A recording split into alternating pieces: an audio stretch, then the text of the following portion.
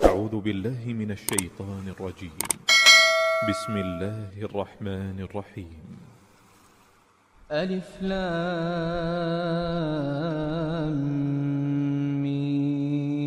ميم. ذلك الكتاب لا ريب فيه هدى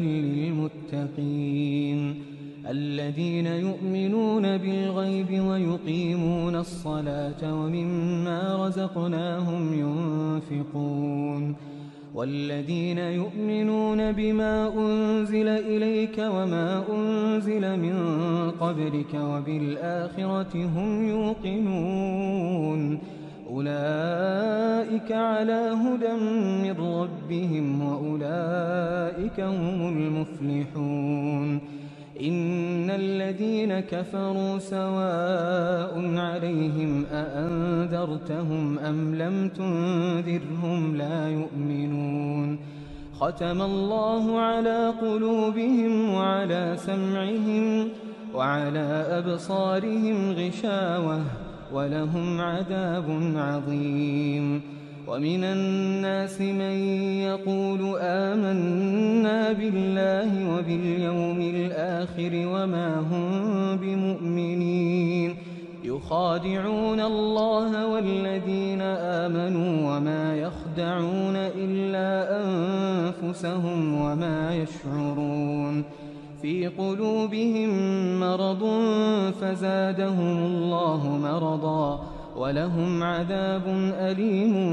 بما كانوا يكذبون وإذا قيل لهم لا تفسدوا في الأرض قالوا إنما نحن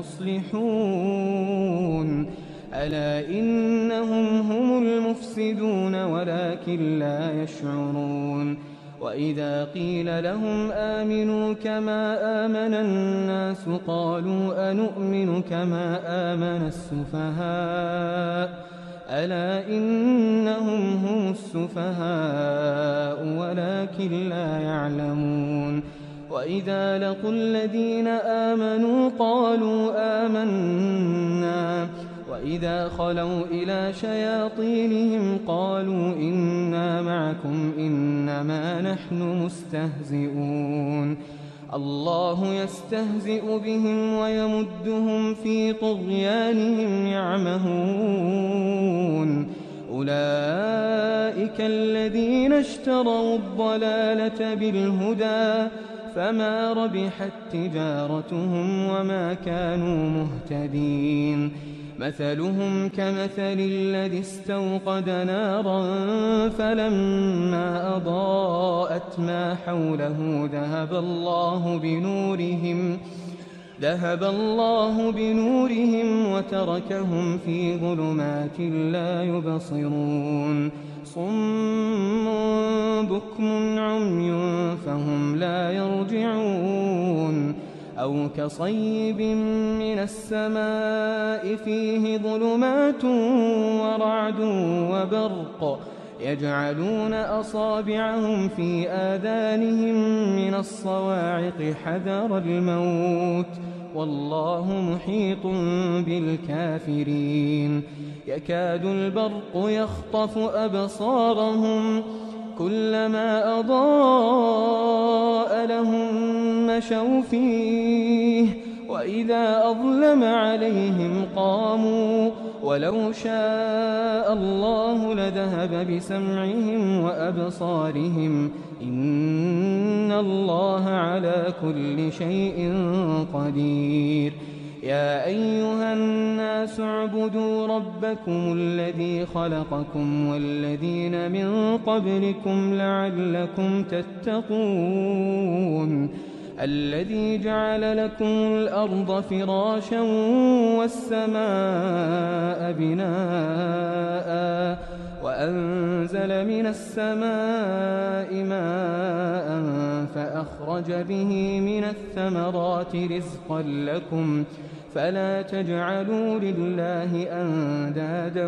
وأنتم تعلمون وإن كنتم في ريب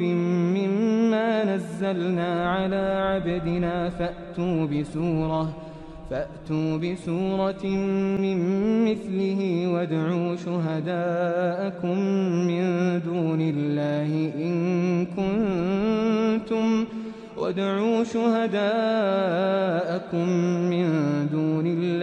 إن كنتم صادقين فإن لم تفعلوا ولن تفعلوا فاتقوا النار التي وقودها الناس والحجارة أعدت للكافرين وبشر الذين آمنوا وعملوا الصالحات أن لهم جنات تجري من تحتها الأنهار كلما رزقوا منها من ثمرة رزقا قالوا هذا الذي رزقنا من قبل وأتوا به متشابها ولهم فيها أزواج مطهرة وهم فيها خالدون إن الله لا يستحيي أن يضرب مثلا ما بعوضة فما فوقها فأما الذين آمنوا فيعلمون أنه الحق من ربهم وأما الذين كفروا فيقولون ماذا أراد الله بهذا مثلا يضل به كثيرا ويهدي به كثيرا وما يضل به إلا الفاسقين الذين ينقضون عهد الله من بعد ميثاقه ويقطعون ما أمر الله به أن يوصل ويفسدون في الأرض أولئك هم الخاسرون كيف تكفرون بالله وكنتم أمواتا فأحياكم ثم يميتكم ثم يحييكم ثم إليه ترجعون هو الذي خلق لكم ما في الأرض جميعا ثم استوى إلى السماء فسواهن 7 سماوات وهو بكل شيء عليم وإذ قال ربك للملائكة إني جاعل في الأرض خليفة قالوا أتجعل فيها من يفسد فيها ويسفك الدماء ونحن نسبح بحمدك ونقدس لك قال إني أعلم ما لا تعلمون وعلم آدم الأسماء كلها ثم عرضهم على الملائكة فقال أنبئوني بأسماء هؤلاء إن كنتم صادقين قالوا سبحانك لا علم لنا إلا ما علمتنا إنك أنت العليم الحكيم قال يا آدم أنبئهم بأسمائهم فلما أنبأهم بأسمائهم قال ألم أقل لكم إني أعلم غيب السماوات والأرض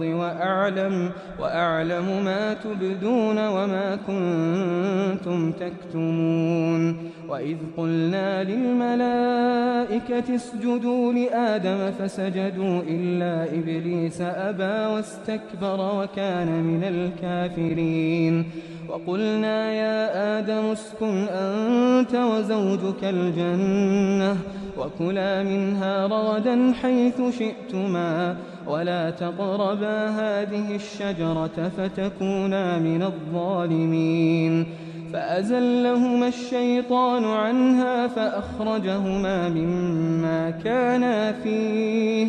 وقلنا اهبطوا بعضكم لبعض عدو ولكم في الأرض مستقر ومتاع إلى حين فتلقى آدم من ربه كلمات فتاب عليه إنه هو التواب الرحيم قلنا اهبطوا منها جميعا فإما يأتينكم مني هدى فمن تبع هداي فلا خوف عليهم ولا هم يحزنون والذين كفروا وكذبوا بآياتنا أولئك أصحاب النار هم فيها خالدون يا بني إسرائيل اذكروا نعمتي التي أنعمت عليكم وأوفوا بعهدي أوف بعهدكم وإياي فارهبون وآمنوا بما أنزلت مصدقا لما معكم ولا تكونوا أول كافر به ولا تشتروا بآياتي ثمنا قليلا وإياي فاتقون ولا تلبسوا الحق بالباطل وتكتموا الحق وأنتم تعلمون وأقيموا الصلاة وآتوا الزكاة واركعوا مع الراكعين أتأمرون الناس بالبر وتنسون أنفسكم وأنتم تتلون الكتاب أفلا تعقلون واستعينوا بالصبر والصلاة وإنها لكبيرة إلا على الخاشعين الذين يظنون أنهم ملاقو ربهم وأنهم إليه راجعون يا بني إسرائيل اذكروا نعمتي التي أنعمت عليكم وأني فضلتكم على العالمين واتقوا يوما لا تجزي نفس عن نفس شيئا ولا يقبل منها شفاعة ولا يؤخذ منها عدل ولا هم ينصرون وإذ نجيناكم من آل فرعون يسومونكم سوء العذاب يذبحون أبناءكم ويستحيون نساءكم وفي ذلكم بلاء من ربكم عظيم وإذ فرقنا بكم البحر فأنجيناكم وأغرقنا آل فرعون وأنتم تنظرون وإذ واعدنا موسى 40 ليلة ثم اتخذتم العجل من بعده وأنتم ظالمون ثم عفونا عنكم من بعد ذلك لعلكم تشكرون وإذ آتينا موسى الكتاب والفرقان لعلكم تهتدون وإذ قال موسى لقومه يا قوم إنكم ظلمتم أنفسكم باتخاذكم العجل فتوبوا إلى بارئكم فاقتلوا أنفسكم ذلكم خير لكم عند بارئكم فتاب عليكم إنه هو التواب الرحيم وإذ قلتم يا موسى لن نؤمن لك حتى نرى الله جهرة فأخذتكم الصاعقة وأنتم تنظرون ثم بعثناكم من بعد موتكم لعلكم تشكرون وظللنا عليكم الغمام وأنزلنا عليكم المن والسلوى كلوا من طيبات ما رزقناكم وما ظلمونا ولكن كانوا أنفسهم يظلمون وإذ قلنا ادخلوا هذه القرية فكلوا منها حيث شئتم رغدا وادخلوا الباب سجدا وقولوا حطة نغفر لكم خطاياكم وسنزيد المحسنين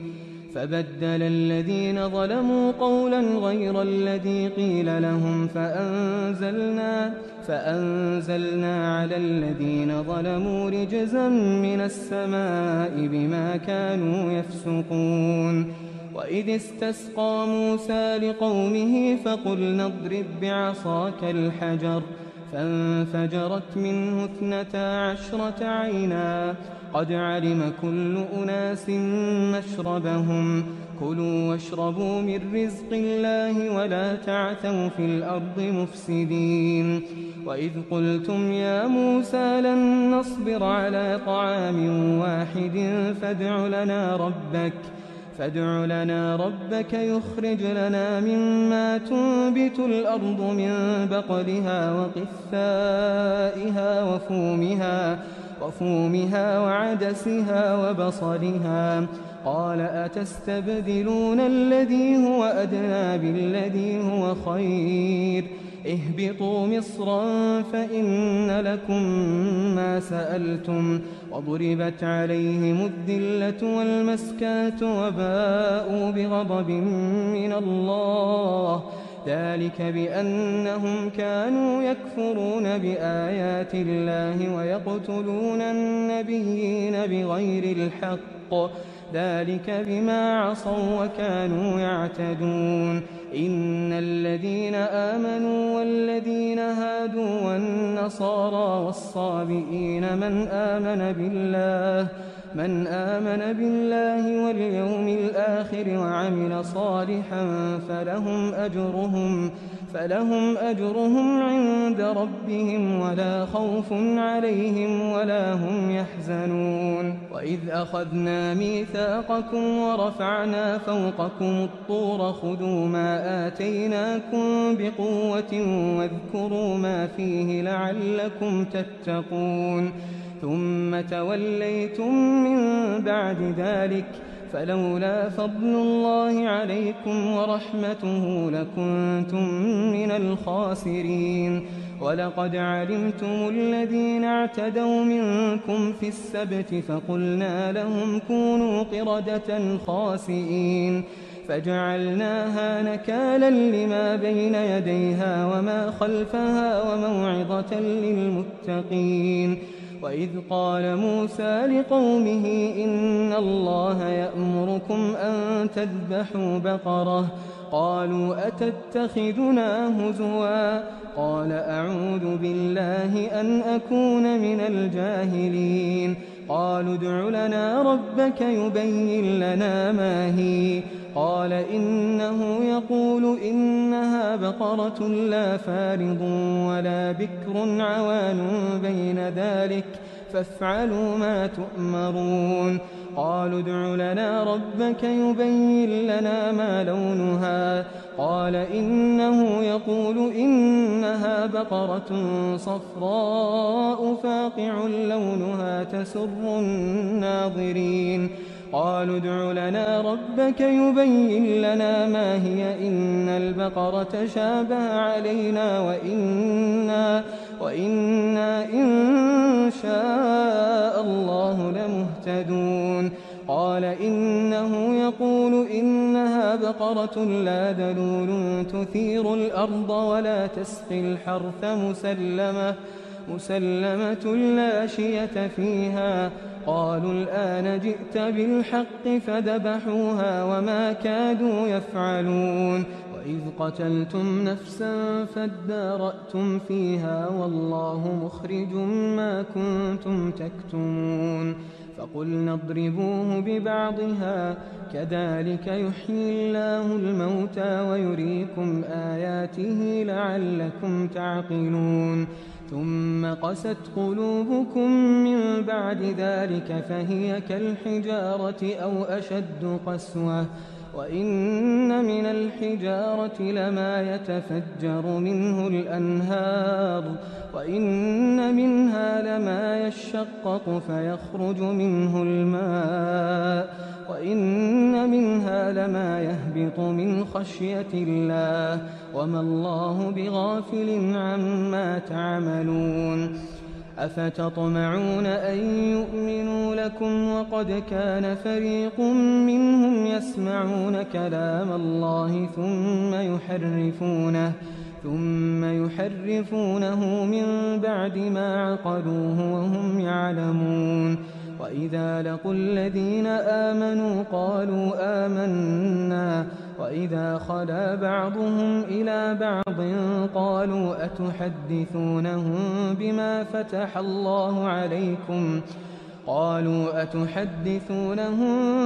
فتح الله عليكم ليحاجوكم به عند ربكم أفلا تعقلون أولا يعلمون أن الله يعلم ما يسرون وما يعلنون ومنهم أميون لا يعلمون الكتاب إلا أماني وإن هم إلا يظنون فويل للذين يكتبون الكتاب بأيديهم ثم يقولون هذا من عند الله ليشتروا به ثمنا قليلا فويل لهم مما كتبت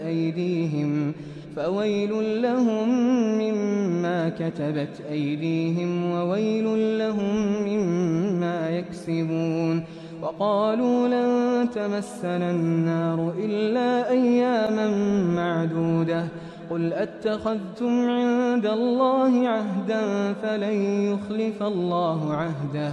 أم تقولون على الله ما لا تعلمون بلى من كسب سيئة وأحاطت به خطيئته فأولئك أصحاب النار هم فيها خالدون والذين آمنوا وعملوا الصالحات أولئك أصحاب الجنة هم فيها خالدون وإذ أخذنا ميثاق بني إسرائيل لا تعبدون إلا الله وبالوالدين إحسانا وذي القربى واليتامى والمساكين وقولوا للناس حسنا وأقيموا الصلاة وآتوا الزكاة ثم توليتم إلا قليلا منكم وأنتم معرضون وإذ أخذنا ميثاقكم لا تسفكون دماءكم ولا تخرجون أنفسكم من دياركم ثم أقررتم وأنتم تشهدون ثم أنتم هؤلاء تقتلون أنفسكم وتخرجون فريقا منكم من ديارهم تظاهرون عليهم بالإثم والعدوان وإن يأتوكم أسارى تفادوهم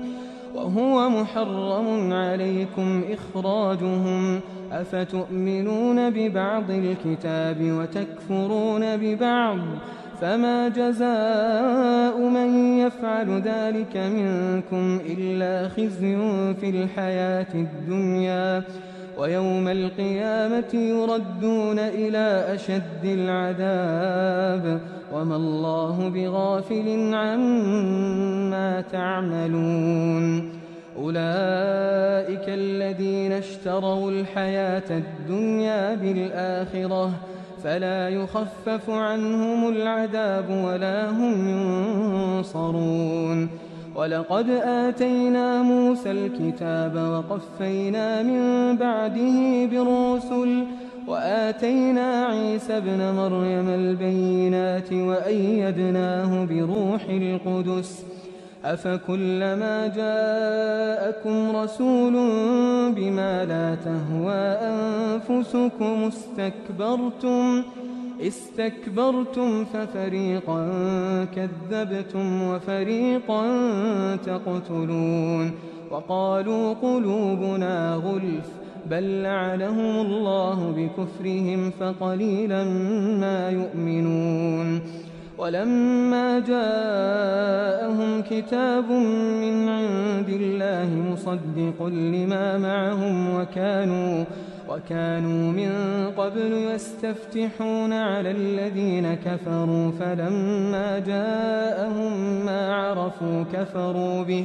فلعنة الله على الكافرين. بئس ما اشتروا به أنفسهم أن يكفروا بما أنزل الله بغيا أن ينزل الله من فضله على من يشاء من عباده فباءوا بغضب على غضب وللكافرين عذاب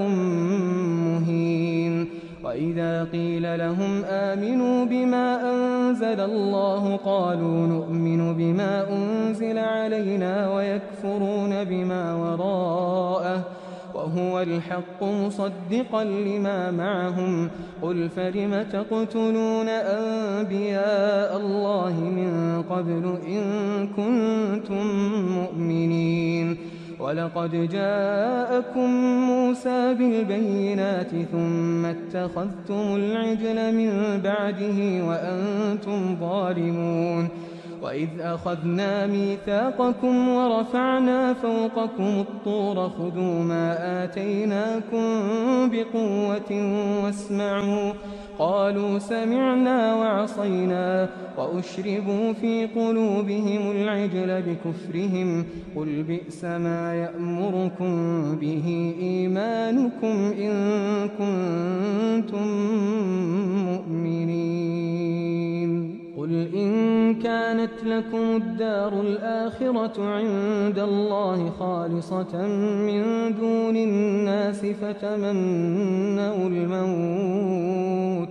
فتمنوا الموت إن كنتم صادقين ولن يتمنوه أبدا بما قدمت أيديهم والله عليم بالظالمين. ولتجدنهم أحرص الناس على حياة ومن الذين أشركوا يود أحدهم لو يعمر 1000 سنة وما هو بمزحزحه من العذاب أن يعمر والله بصير بما يعملون. قل من كان عدوا لجبريل فإنه نزله على قلبك بإذن الله مصدقا لما بين يديه وهدى وبشرى للمؤمنين. من كان عدوا لله وملائكته ورسله وجبريل وميكال فإن الله عدو للكافرين. ولقد أنزلنا إليك آيات بينات وما يكفر بها إلا الفاسقون. أو كلما عاهدوا عهدا نبذه فريق منهم بل أكثرهم لا يؤمنون. ولما جاءهم رسول من عند الله مصدق لما معهم نبذ فريق من الذين أوتوا الكتاب كتاب الله وراء ظهورهم كأنهم لا يعلمون. واتبعوا ما تتلو الشياطين على ملك سليمان وما كفر سليمان ولكن الشياطين كفروا يعلمون الناس السحر وما أنزل على الملكين ببابل هاروت وماروت وما يعلمان من أحد حتى يقولا إنما نحن فتنة فلا تكفر فيتعلمون منهما ما يفرقون به بين المرء وزوجه وما هم بضارين به من أحد إلا بإذن الله ويتعلمون ما يضرهم ولا ينفعهم ولقد علموا لمن اشتراه ما له في الآخرة من خلاق ولبئس ما شروا به أنفسهم لو كانوا يعلمون. ولو أنهم آمنوا واتقوا لمثوبة من عند الله خير لو كانوا يعلمون. يا أيها الذين آمنوا لا تقولوا راعنا وقولوا انظرنا واسمعوا وللكافرين عذاب أليم. ما يود الذين كفروا من أهل الكتاب ولا المشركين أن ينزل عليكم من خير من ربكم، والله يختص برحمته من يشاء، والله ذو الفضل العظيم. ما ننسخ من آية أو ننسها نأت بخير منها أو مثلها. ألم تعلم أن الله على كل شيء قدير؟ ألم تعلم أن الله له ملك السماوات والأرض وما لكم من دون الله من ولي ولا نصير؟ أم تريدون أن تسألوا رسولكم كما سئل موسى من قبل؟ ومن يتبدل الكفر بالإيمان فقد ضل سواء السبيل. ود كثير من أهل الكتاب لو يردونكم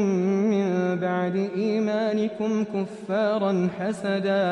حسدا من عند أنفسهم من بعد ما تبين لهم الحق، فاعفوا واصفحوا حتى يأتي الله بأمره، إن الله على كل شيء قدير. وأقيموا الصلاة وآتوا الزكاة وما تقدموا لأنفسكم من خير تجدوه عند الله، إن الله بما تعملون بصير. وقالوا لن يدخل الجنة إلا من كان هودا أو نصارى، تلك أمانيهم، قل هاتوا برهانكم إن كنتم صادقين. بلى من أسلم وجهه لله وهو محسن فله أجره عند ربه ولا خوف عليهم ولا هم يحزنون. وقالت اليهود ليست النصارى على شيء وقالت النصارى ليست اليهود على شيء وهم يتلون الكتاب، كذلك قال الذين لا يعلمون مثل قولهم، فالله يحكم بينهم يوم القيامة فيما كانوا فيه يختلفون. ومن أظلم ممن منع مساجد الله أن يذكر فيها اسمه وسعى في خرابها، أولئك ما كان لهم أن يدخلوها إلا خائفين، لهم في الدنيا خزي ولهم في الآخرة عذاب عظيم. ولله المشرق والمغرب، فأينما تولوا فثم وجه الله، إن الله واسع عليم. وقالوا اتخذ الله ولدا، سبحانه، بل له ما في السماوات والأرض كل له قانتون، بديع السماوات والأرض، وإذا قضى أمرا فإنما يقول له كن فيكون. وقال الذين لا يعلمون لولا يكلمنا الله أو تأتينا آية، كذلك قال الذين من قبلهم مثل قولهم تشابهت قلوبهم، قد بينا الآيات لقوم يوقنون. إنا أرسلناك بالحق بشيرا ونذيرا، ولا تسأل عن أصحاب الجحيم. ولن ترضى عنك اليهود ولا النصارى حتى تتبع ملتهم قل إن هدى الله هو الهدى ولئن اتبعت أهواءهم بعد الذي جاءك من العلم ما لك من الله من ولي ولا نصير الذين آتيناهم الكتاب يتلونه حق تلاوته أولئك يؤمنون به ومن يكفر به فأولئك هم الخاسرون يا بني إسرائيل اذكروا نعمتي التي أنعمت عليكم وأني فضلتكم على العالمين واتقوا يوما لا تجزي نفس عن نفس شيئا ولا يقبل منها عدل ولا تنفعها شفاعة ولا هم ينصرون وإذ ابتلى إبراهيم ربه بكلمات فأتمهن قال إني جاعلك للناس إماما قال ومن ذريتي قال لا ينال عهد الظالمين وإذ جعلنا البيت مثابة للناس وأمنا واتخذوا من مقام إبراهيم مصلى وعهدنا إلى إبراهيم وإسماعيل أن طهرا بيتي للطائفين والعاكفين والركع السجود وإذ قال إبراهيم رب اجعل هذا بلدا آمنا وارزق أهله من الثمرات من آمن منهم بالله واليوم الآخر قال ومن كفر فأمتعه قليلا ثم أضطره إلى عذاب النار وبئس المصير وإذ يرفع إبراهيم القواعد من البيت وإسماعيل ربنا تقبل منا إنك أنت السميع العليم ربنا واجعلنا مسلمين لك ومن ذريتنا أمة مسلمة لك وأرنا مناسكنا وتب علينا إنك أنت التواب الرحيم ربنا وابعث فيهم رسولا منهم يتلو عليهم آياتك ويعلمهم الكتاب والحكمة ويزكيهم إنك أنت العزيز الحكيم ومن يرغب عن ملة إبراهيم إلا من سفه نفسه ولقد اصطفيناه في الدنيا وإنه في الآخرة لمن الصالحين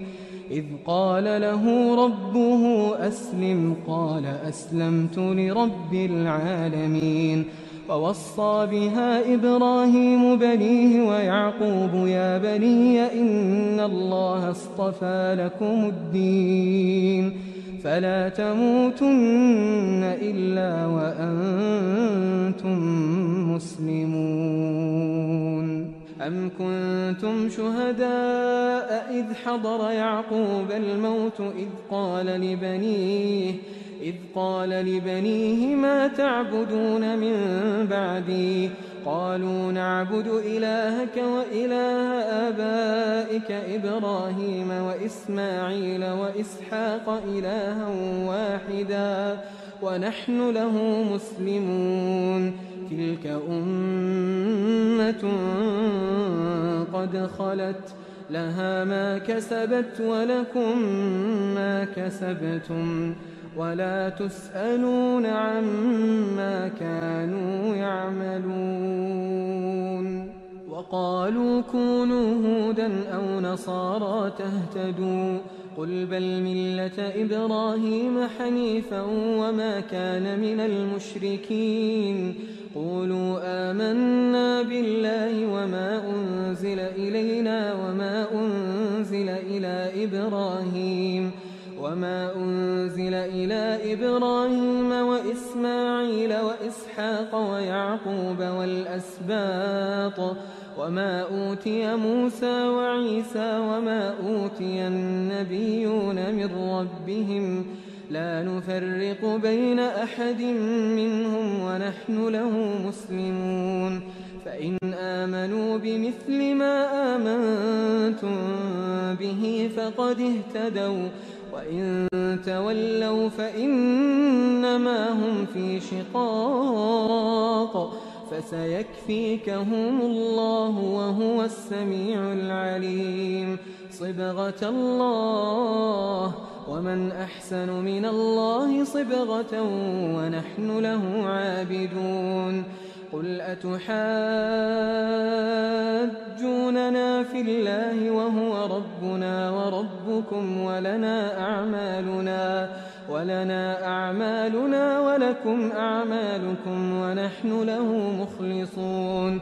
أم تقولون إن إبراهيم وإسماعيل وإسحاق ويعقوب والأسباط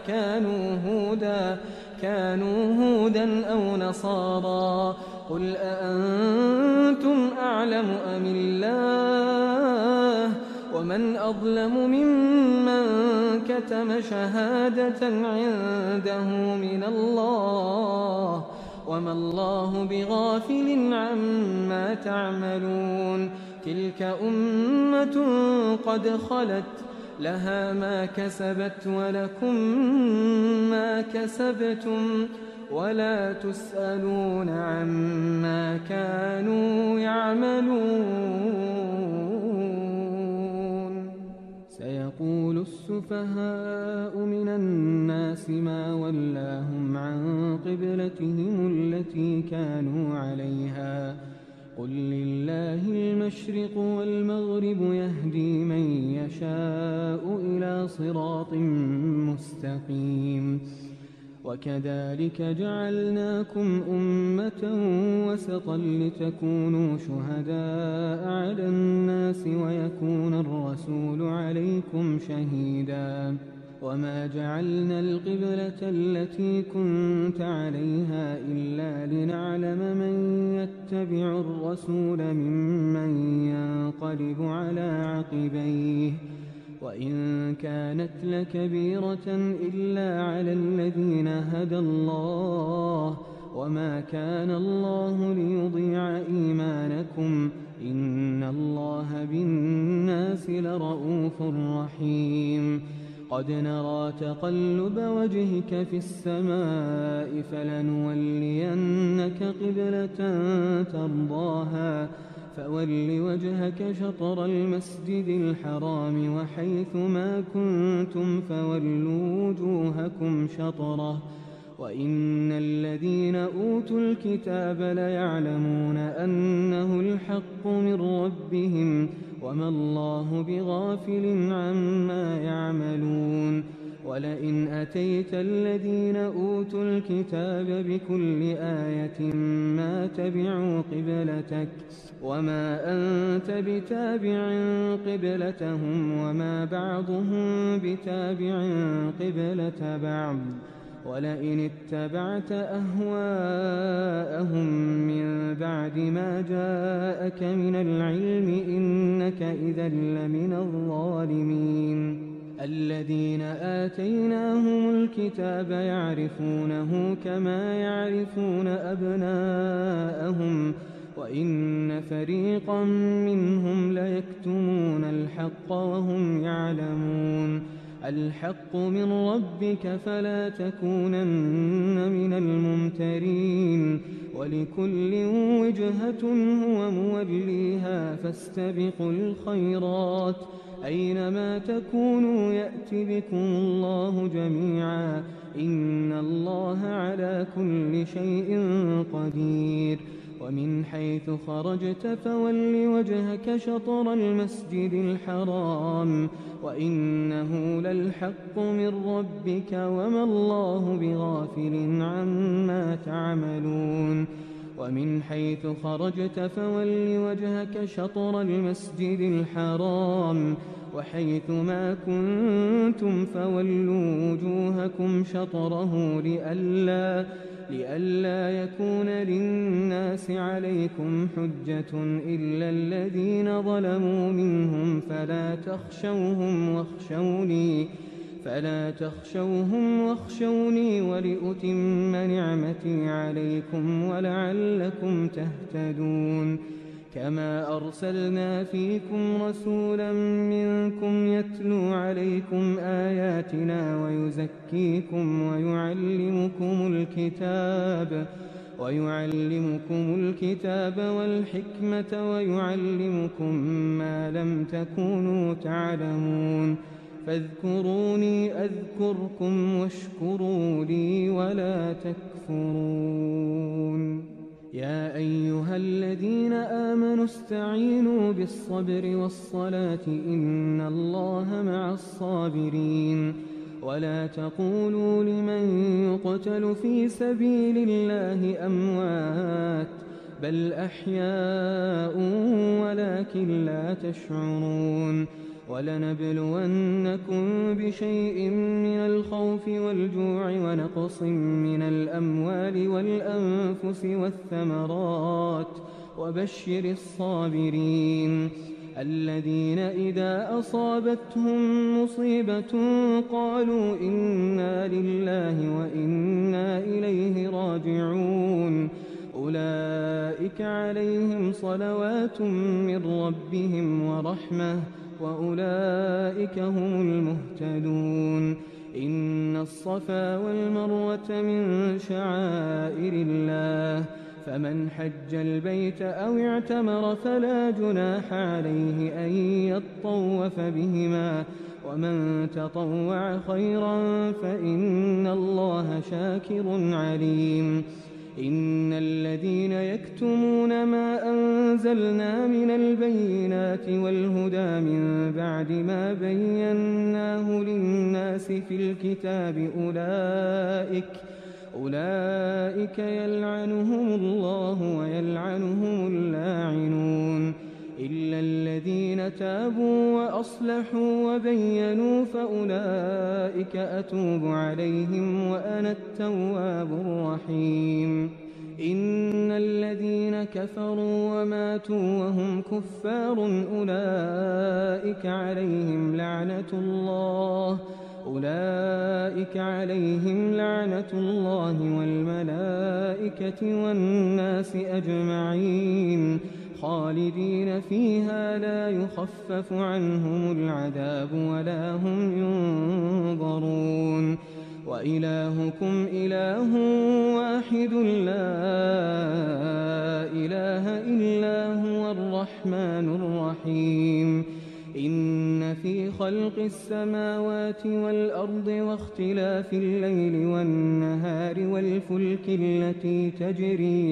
والفلك التي تجري في البحر بما ينفع الناس وما أنزل الله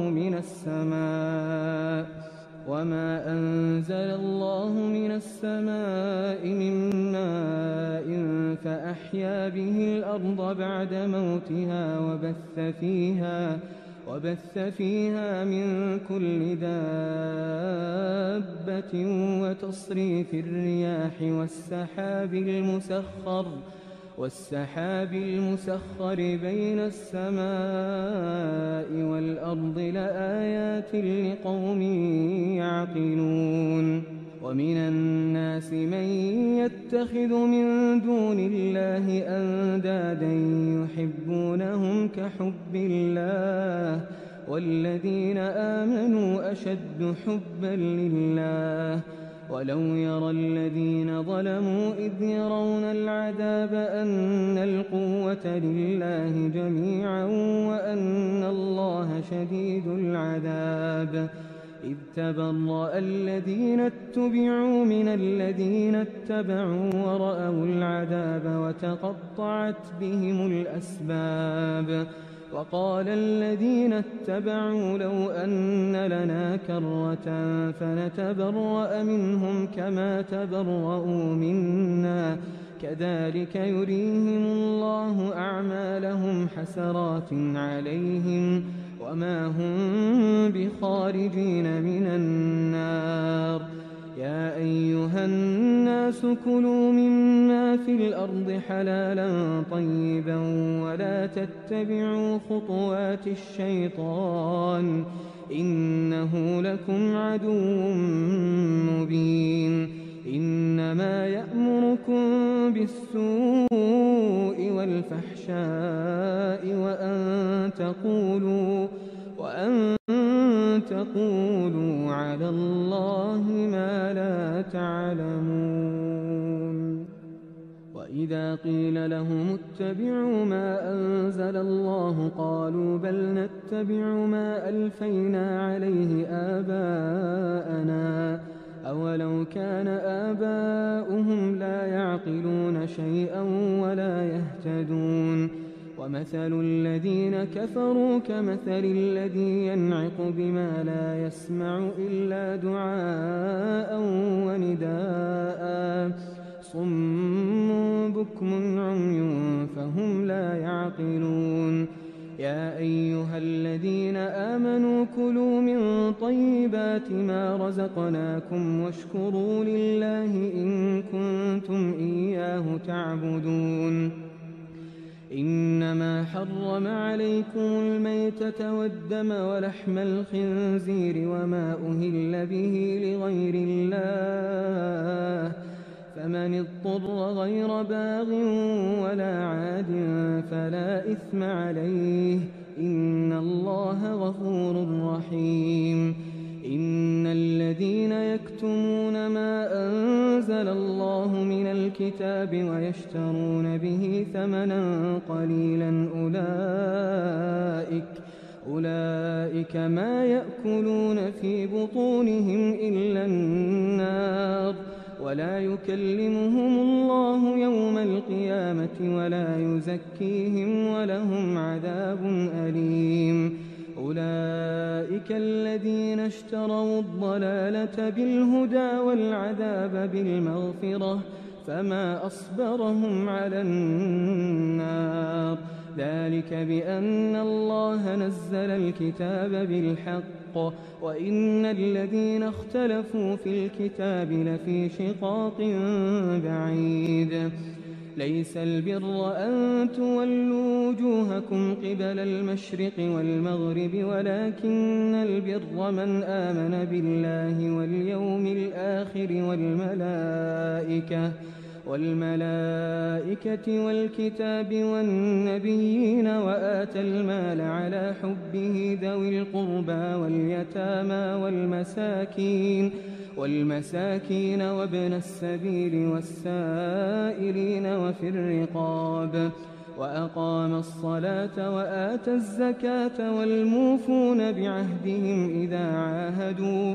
والصابرين في البأساء والضراء وحين البأس أولئك الذين صدقوا وأولئك هم المتقون. يا أيها الذين آمنوا كتب عليكم القصاص في القتلى الحر بالحر والعبد بالعبد والأنثى بالأنثى فمن عفي له من أخيه شيء فاتباع بالمعروف وأداء إليه بإحسان ذلك تخفيف من ربكم ورحمة فمن اعتدى بعد ذلك فله عذاب أليم. ولكم في القصاص حياة يا أولي الألباب لعلكم تتقون. كتب عليكم إذا حضر أحدكم الموت إن ترك خيرا الوصية للوالدين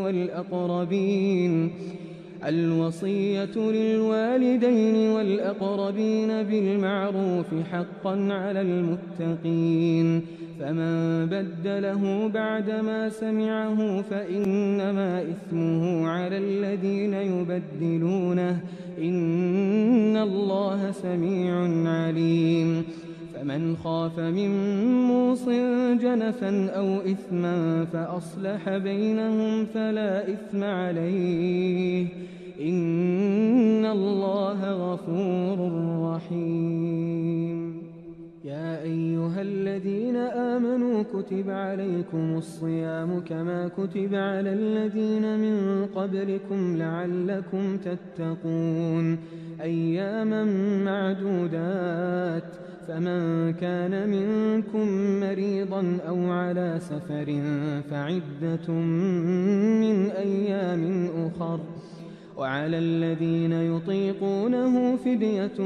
طعام مسكين فمن تطوع خيرا فهو خير له وأن تصوموا خير لكم إن كنتم تعلمون. شهر رمضان الذي أنزل فيه القرآن هدى للناس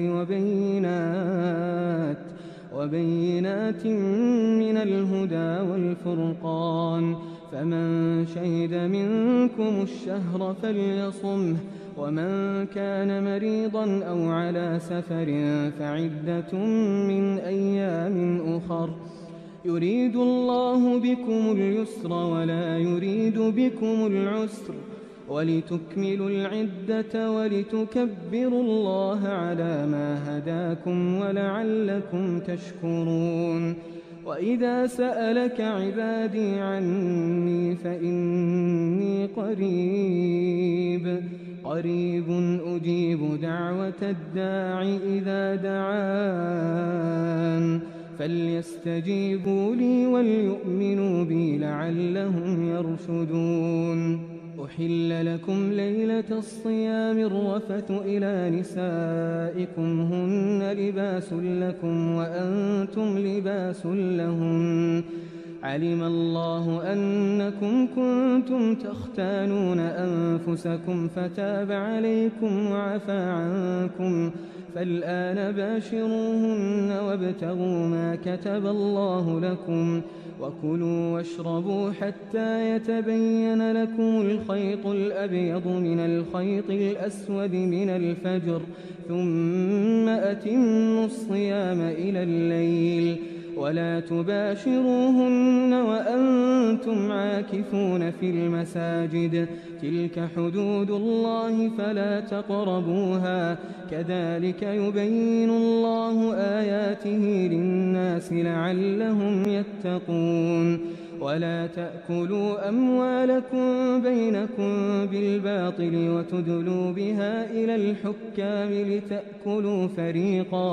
لتأكلوا فريقا من أموال الناس بالإثم وأنتم تعلمون. يسألونك عن الأهلة قل هي مواقيت للناس والحج وليس البر بأن تأتوا البيوت من ظهورها ولكن البر من اتقى وأتوا البيوت من أبوابها واتقوا الله لعلكم تفلحون. وقاتلوا في سبيل الله الذين يقاتلونكم ولا تعتدوا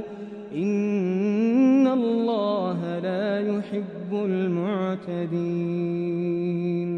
وقتلوهم حيث ثقفتموهم وأخرجوهم من حيث أخرجوكم والفتنة أشد من القتل ولا تقاتلوهم عند المسجد الحرام حتى يقاتلوكم فيه فإن قاتلوكم فاقتلوهم كذلك جزاء الكافرين. فإن انتهوا فإن الله غفور رحيم. وقاتلوهم حتى لا تكون فتنة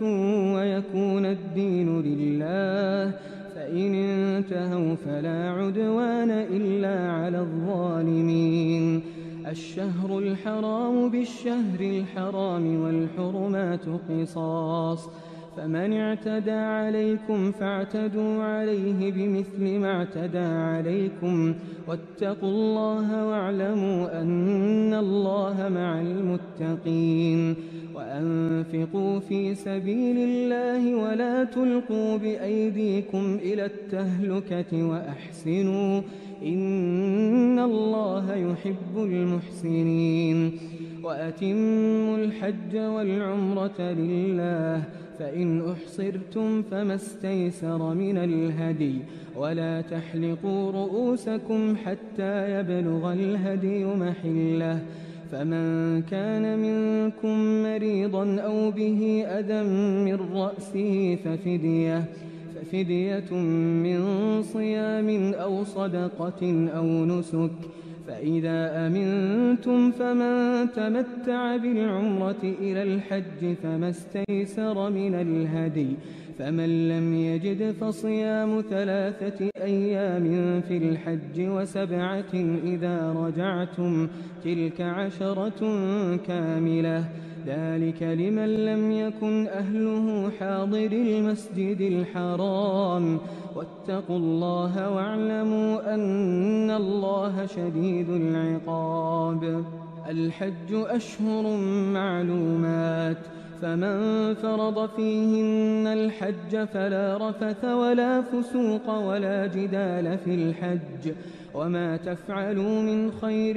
يعلمه الله وتزودوا فإن خير الزاد التقوى واتقون يا أولي الألباب ليس عليكم جناح أن تبتغوا فضلا من ربكم فإذا أفضتم من عرفات فاذكروا الله عند المشعر الحرام واذكروه كما هداكم وإن كنتم من قبله لمن الضالين ثم أفيضوا من حيث أفاض الناس واستغفروا الله إن الله غفور رحيم فإذا قضيتم مناسككم فاذكروا الله كذكركم آباءكم أو أشد ذكرا فمن الناس من يقول ربنا آتنا في الدنيا وما له في الآخرة من خلاق ومنهم من يقول ربنا آتنا في الدنيا حسنة وفي الآخرة حسنة وقنا عذاب النار أولئك لهم نصيب مما كسبوا والله سريع الحساب واذكروا الله في أيام معدودات فمن تعجل في يومين فلا إثم عليه ومن تأخر فلا إثم عليه لمن اتقى واتقوا الله واعلموا أنكم إليه تحشرون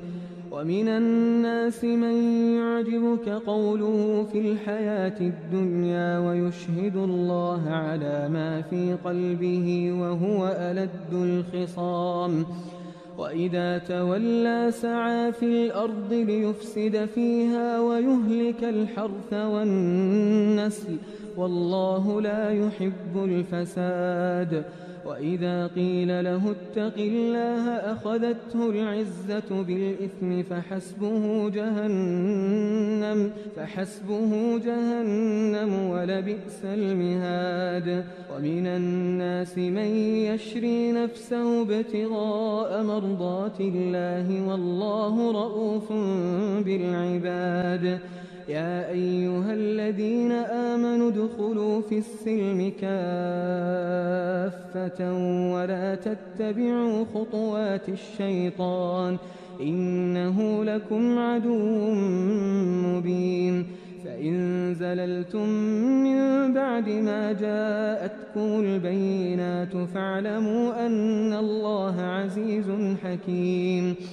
هل ينظرون إلا أن يأتوا يأتيهم الله في ظلل من الغمام والملائكة وقضي الأمر وإلى الله ترجع الأمور. سل بني إسرائيل كم آتيناهم من آية بينة ومن يبدل نعمة الله من بعد ما جاءته فإن الله شديد العقاب. زين للذين كفروا الحياة الدنيا ويسخرون من الذين آمنوا والذين اتقوا فوقهم يوم القيامة والله يرزق من يشاء بغير حساب. كان الناس أمة واحدة فبعث الله النبيين مبشرين ومنذرين وأنزل معهم الكتاب بالحق ليحكم بين الناس فيما اختلفوا فيه وما اختلف فيه إلا الذين أوتوه من بعد ما جاءتهم البينات بغيا بينهم فهدى الله الذين آمنوا لما اختلفوا فيه من الحق بإذنه والله يهدي من يشاء إلى صراط مستقيم. أم حسبتم أن تدخلوا الجنة ولما يأتكم مثل الذين خلوا من قبلكم مستهم البأساء والضراء وزلزلوا حتى يقول الرسول والذين آمنوا معه متى نصر الله ألا إن نصر الله قريب. يسألونك ماذا ينفقون قل ما أنفقتم من خير فللوالدين والأقربين واليتامى والمساكين وابن السبيل وما تفعلوا من خير فإن الله به عليم. كتب عليكم القتال وهو كره لكم وعسى أن تكرهوا شيئا وهو خير لكم وعسى أن تحبوا شيئا وهو شر لكم والله يعلم وأنتم لا تعلمون. يسألونك عن الشهر الحرام قتال فيه قل قتال فيه كبير وصد عن سبيل الله وكفر به والمسجد الحرام وإخراج أهله منه أكبر عند الله والفتنة أكبر من القتل ولا يزالون يقاتلونكم حتى يردوكم عن دينكم إن استطاعوا ومن يرتد منكم عن دينه فيمت وهو كافر فأولئك حبطت أعمالهم في الدنيا والآخرة وأولئك أصحاب النار هم فيها خالدون. إن الذين آمنوا والذين هاجروا وجاهدوا في سبيل الله أولئك يرجون رحمة الله والله غفور رحيم. يسألونك عن الخمر والميسر قل فيهما إثم كبير ومنافع للناس وإثمهما أكبر من نفعهما ويسألونك ماذا ينفقون قل العفو كذلك يبين الله لكم الآيات لعلكم تتفكرون في الدنيا والآخرة. ويسألونك عن اليتامى قل إصلاح لهم خير وإن تخالطوهم فإخوانكم والله يعلم المفسد من المصلح ولو شاء الله لأعنتكم إن الله عزيز حكيم. ولا تنكحوا المشركات حتى يؤمنوا ولأمة مؤمنة خير من مشركة ولو أعجبتكم ولا تنكحوا المشركين حتى يؤمنوا ولعبد مؤمن خير من مشرك ولو أعجبكم أولئك يدعون إلى النار والله يدعو إلى الجنة والمغفرة بإذنه ويبين آياته للناس لعلهم يتذكرون ويسألونك عن المحيض قل هو أذى فاعتزلوا النساء في المحيض ولا تقربوهن حتى يطهرن فإذا تطهرن فأتوهن من حيث أمركم الله إن الله يحب التوابين ويحب المتطهرين نساؤكم حرث لكم فأتوا حرثكم أنى شئتم وقدموا لأنفسكم واتقوا الله واعلموا أنكم ملاقوه وبشر المؤمنين ولا تجعلوا الله عرضة لأيمانكم أن تبروا وتتقوا وتصلحوا بين الناس والله سميع عليم لا يؤاخذكم الله باللغو في أيمانكم ولكن يؤاخذكم بما كسبت قلوبكم والله غفور حليم للذين يؤلون من نسائهم تربص 4 أشهر فإن فاءوا فإن الله غفور رحيم وإن عزموا الطلاق فإن الله سميع عليم والمطلقات يتربصن بأنفسهن 3 قروء ولا يحل لهن أن يكتمن ما خلق الله في أرحامهن إن كن يؤمن بالله واليوم الآخر وبعولتهن أحق بردهن في ذلك إن أرادوا إصلاحا ولهن مثل الذي عليهن بالمعروف وللرجال عليهن درجة والله عزيز حكيم الطلاق 2 فإمساك بمعروف أو تسريح بإحسان ولا يحل لكم أن تأخذوا مما آتيتموهن شيئا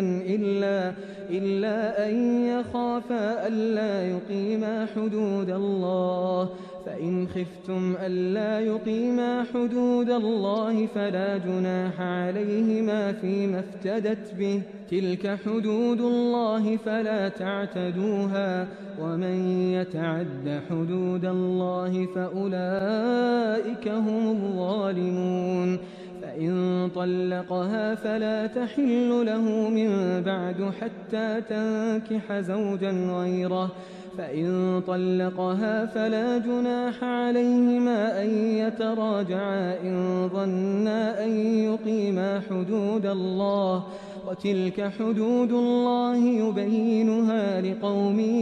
يعلمون وإذا طلقتم النساء فبلغن أجلهن فأمسكوهن بمعروف أو سرحوهن بمعروف ولا تمسكوهن ضرارا لتعتدوا ومن يفعل ذلك فقد ظلم نفسه ولا تتخذوا آيات الله هزوا واذكروا نعمة الله عليكم وما أنزل عليكم من الكتاب والحكمة يعظكم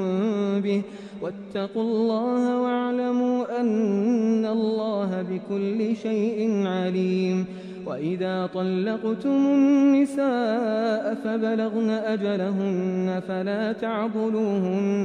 فلا تعضلوهن أن ينكحن أزواجهن إذا تراضوا بينهم بالمعروف،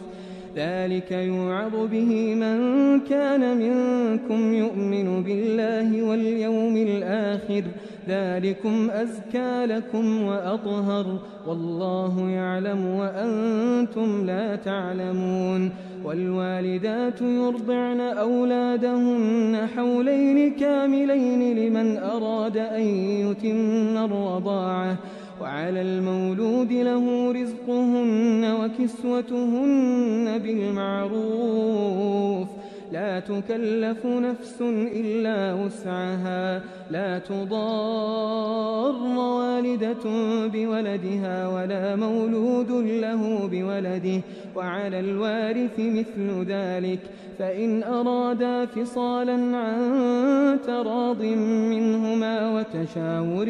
فلا جناح عليهما، وإن أردتم أن تسترضعوا أولادكم فلا جناح عليكم إذا سلمتم ما آتيتم بالمعروف، واتقوا الله واعلموا أن الله بما تعملون بصير. والذين يتوفون منكم ويذرون أزواجا يتربصن بأنفسهن 4 أشهر و10، فإذا بلغن أجلهن فلا جناح عليكم فيما فعلن في أنفسهن بالمعروف، والله بما تعملون خبير. ولا جناح عليكم فيما عرضتم به من خطبة النساء أو أكننتم في أنفسكم، علم الله أنكم ستذكرونهن ولكن لا تواعدوهن سرا إلا أن تقولوا قولا معروفا، ولا تعزموا عقدة النكاح حتى يبلغ الكتاب أجله، واعلموا أن الله يعلم ما في أنفسكم فاحذروه، واعلموا أن الله غفور حليم. لا جناح عليكم إن طلقتم النساء ما لم تمسوهن أو تفرضوا لهن فريضة، ومتعوهن على الموسع قدره وعلى المقتر قدره متاعا بالمعروف حقا على المحسنين.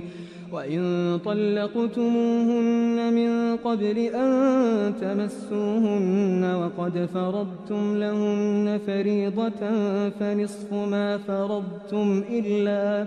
إلا أن يعفون أو يعفو الذي بيده عقدة النكاح، وأن تعفوا أقرب للتقوى، ولا تنسوا الفضل بينكم، إن الله بما تعملون بصير. حافظوا على الصلوات والصلاة الوسطى وقوموا لله قانتين، فإن خفتم فرجالا أو ركبانا، فإذا أمنتم فاذكروا الله كما علمكم ما لم تكونوا تعلمون. والذين يتوفون منكم ويذرون أزواجا وصية لأزواجهم متاعا إلى الحول غير إخراج، فإن خرجن فلا جناح عليكم فيما فعلن في أنفسهن من معروف، والله عزيز حكيم. وللمطلقات متاع بالمعروف حقا على المتقين، كذلك يبين الله لكم آياته لعلكم تعقلون. ألم تر إلى الذين خرجوا من ديارهم وهم ألوف حذر الموت فقال لهم الله موتوا ثم أحياهم، إن الله لذو فضل على الناس ولكن أكثر الناس لا يشكرون وقاتلوا في سبيل الله واعلموا أن الله سميع عليم من ذا الذي يقرض الله قرضا حسنا فيضاعفه له أضعافا كثيرة والله يقبض ويبسط وإليه ترجعون ألم تر إلى الملأ من بني إسرائيل من بعد موسى إذ قالوا لنبي له مبعث لنا ملكا نقاتل في سبيل الله قال هل عسيتم إن كتب عليكم القتال ألا تقاتلوا قالوا وما لنا ألا نقاتل في سبيل الله وقد أخرجنا من ديارنا وأبنائنا فلما كتب عليهم القتال تولوا إلا قليلا منهم والله عليم بالظالمين وقال لهم نبيهم إن الله قد بعث لكم طالوت ملكا قالوا أنى يكون له الملك علينا ونحن أحق بالملك منه ولم يؤت سعة من المال قال إن الله اصطفاه عليكم وزاده بسطة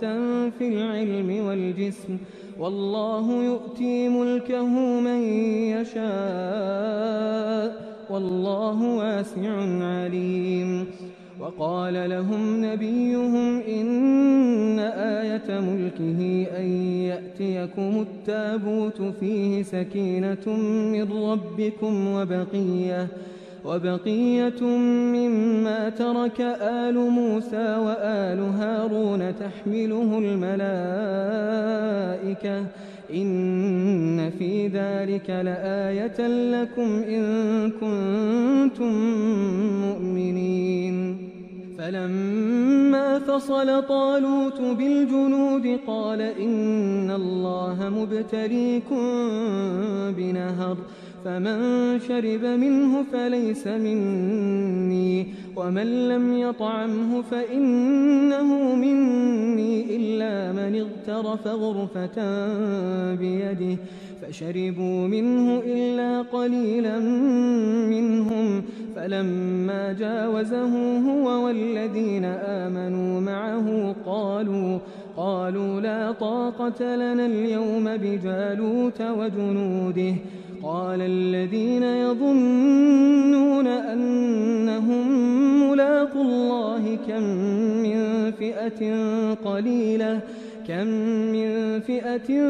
قليلة غلبت فئة كثيرة بإذن الله والله مع الصابرين ولما برزوا لجالوت وجنوده قالوا ربنا أفرغ علينا صبرا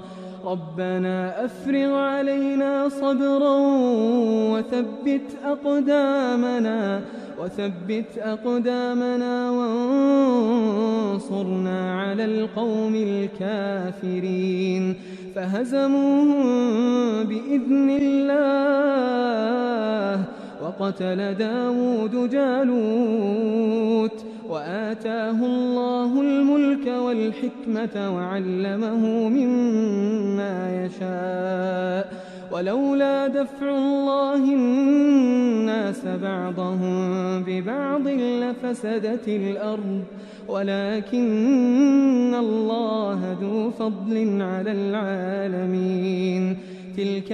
آيات الله نتلوها عليك بالحق وإنك لمن المرسلين تلك الرسل فضلنا بعضهم على بعض منهم من كلم الله ورفع بعضهم درجات وآتينا عيسى ابن مريم البينات وأيدناه بروح القدس ولو شاء الله ما اقتتل الذين من بعدهم من بعد ما جاءتهم البينات ولكن اختلفوا فمنهم من آمن ومنهم من كفر ولو شاء الله ما اقتتلوا ولكن الله يفعل ما يريد. يا أيها الذين آمنوا أنفقوا مما رزقناكم من قبل أن يأتي يوم لا بيع فيه ولا خلة ولا شفاعة والكافرون هم الظالمون. الله لا إله إلا هو الحي القيوم لا تأخذه سنة ولا نوم له ما في السماوات وما في الأرض من ذا الذي يشفع عنده إلا بإذنه يعلم ما بين أيديهم وما خلفهم ولا يحيطون بشيء من علمه إلا بما شاء وسع كرسيه السماوات والأرض ولا يؤوده حفظهما وهو العلي العظيم. لا إكراه في الدين قد تبين الرشد من الغي فمن يكفر بالطاغوت ويؤمن بالله فقد استمسك بالعروة الوثقى لا انفصام لها والله سميع عليم.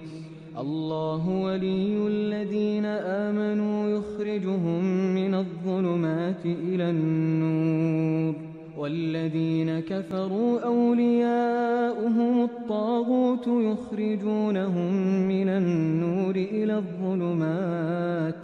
أولئك أصحاب النار هم فيها خالدون. ألم تر إلى الذي حاج إبراهيم في ربه أن آتاه الله الملك إذ قال إبراهيم ربي الذي يحيي ويميت قال أنا أحيي وأميت قال إبراهيم فإن الله يأتي بالشمس من المشرق فأت بها من المغرب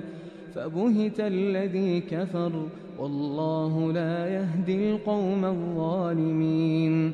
أو كالذي مر على قرية وهي خاوية على عروشها قال أنى يحيي هذه الله بعد موتها فأماته الله 100 عام ثم بعثه قال كم لبثت قال لبثت يوما أو بعض يوم قال بل لبثت 100 عام فانظر إلى طعامك وشرابك لم يتسنه وانظر إلى حمارك ولنجعلك آية للناس وانظر إلى العظام كيف ننشزها ثم نكسوها لحما فلما تبين له قال أعلم أن الله على كل شيء قدير. وإذ قال إبراهيم رب أرني كيف تحيي الموتى قال أولم تؤمن قال بلى ولكن ليطمئن قلبي قال فخذ 4 من الطير فصرهن إليك ثم اجعل على كل جبل منهن جزءا ثم ادعهن يأتينك سعيا واعلم أن الله عزيز حكيم. مثل الذين ينفقون أموالهم في سبيل الله كمثل حبة أنبتت 7 سنابل في كل سنبلة 100 حبة والله يضاعف لمن يشاء والله واسع عليم.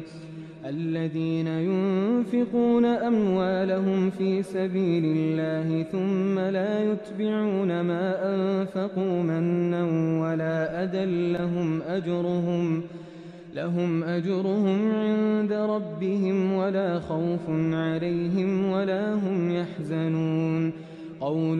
معروف ومغفرة خير من صدقة يتبعها أذى والله غني حليم يا أيها الذين آمنوا لا تبطلوا صدقاتكم بالمن والأذى كالذي ينفق ماله رئاء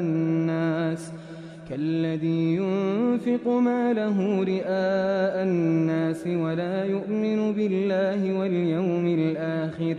فمثله كمثل صفوان عليه تراب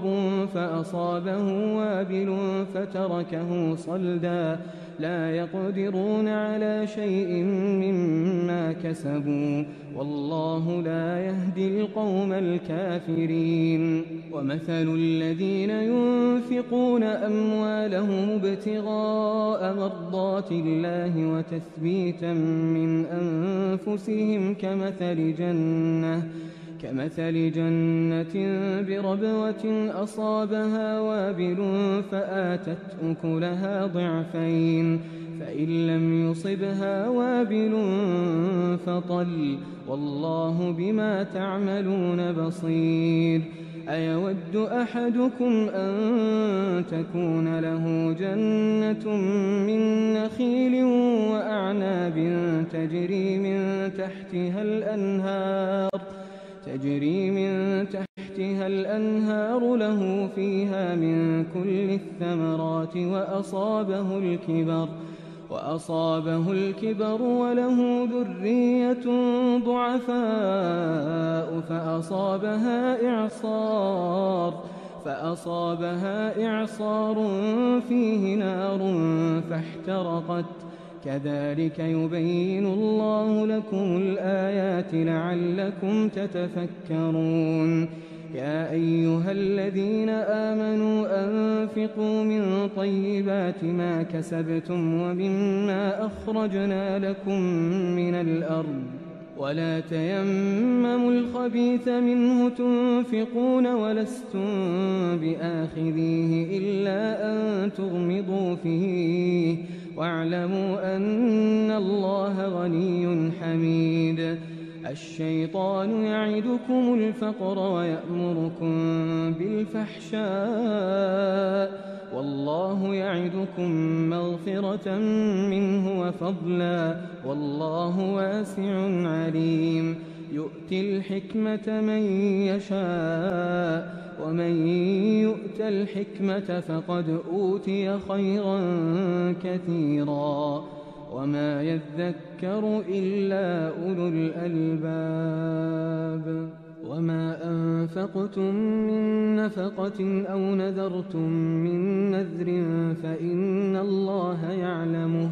وما للظالمين من أنصار إن تبدوا الصدقات فنعما هي وإن تخفوها وتؤتوها الفقراء فهو خير لكم ويكفر عنكم من سيئاتكم والله بما تعملون خبير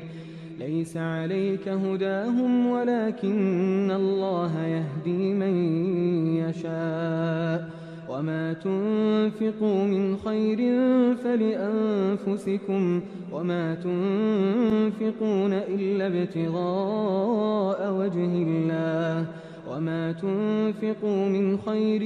يوفى إليكم وأنتم لا تظلمون للفقراء الذين أحصروا في سبيل الله لا يستطيعون ضربا في الأرض يحسبهم الجاهل أغنياء من التعفف تعرفهم بسيماهم لا يسألون الناس إلحافا وما تنفقوا من خير فإن الله به عليم الذين ينفقون أموالهم بالليل والنهار النار سرا وعلانية فلهم أجرهم عند ربهم ولا خوف عليهم ولا هم يحزنون. الذين يأكلون الربا لا يقومون إلا كما يقوم الذي يتخبطه الشيطان من المس،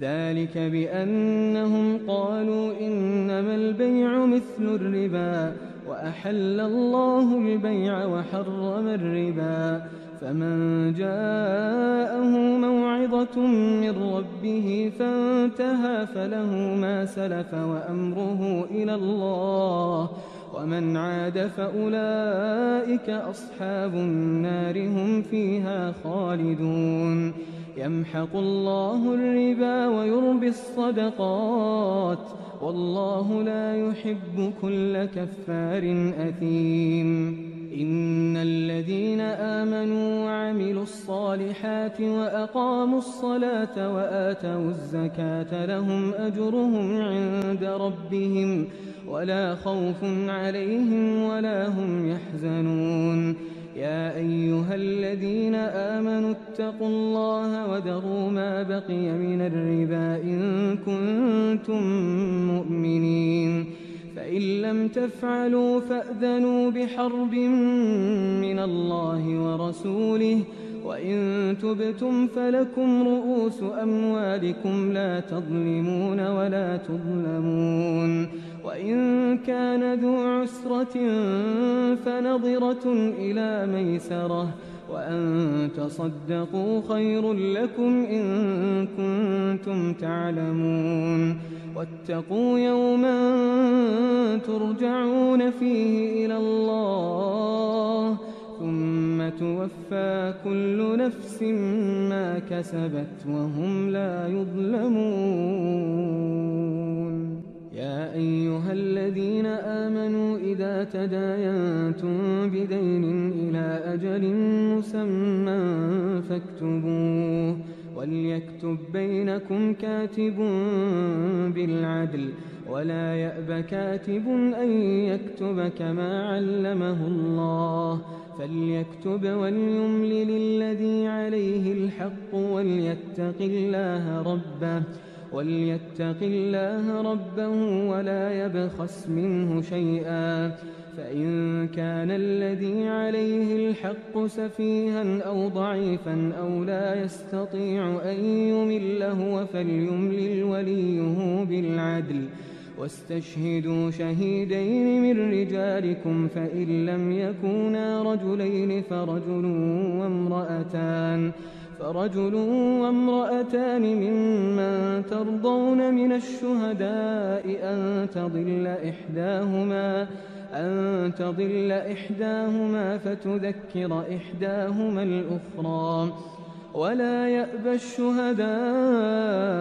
إذا ما دعوا، ولا تسأموا أن تكتبوه صغيرا أو كبيرا إلى أجله، ذلكم أقسط عند الله وأقوم للشهادة وأدنى ألا ترتابوا، إلا أن تكون تجارة حاضرة تديرونها بينكم فليس عليكم جناح ألا تكتبوها، وأشهدوا إذا تبايعتم ولا يضار كاتب ولا شهيد، وإن تفعلوا فإنه فسوق بكم، واتقوا الله ويعلمكم الله، والله بكل شيء عليم. وإن كنتم على سفر ولم تجدوا كاتبا فرهان مقبوضة، فإن أمن بعضكم بعضا فليؤد الذي اؤتمن أمانته وليتق الله ربه ولا تكتموا الشهادة، ومن يكتمها فإنه آثم قلبه والله بما تعملون عليم. لله ما في السماوات وما في الأرض، وإن تبدوا ما في أنفسكم أنفسكم أو تخفوه يحاسبكم به الله فيغفر لمن يشاء ويعذب من يشاء والله على كل شيء قدير. آمن الرسول بما أنزل إليه من ربه والمؤمنون كل آمن بالله وملائكته وكتبه ورسله لا نفرق بين أحد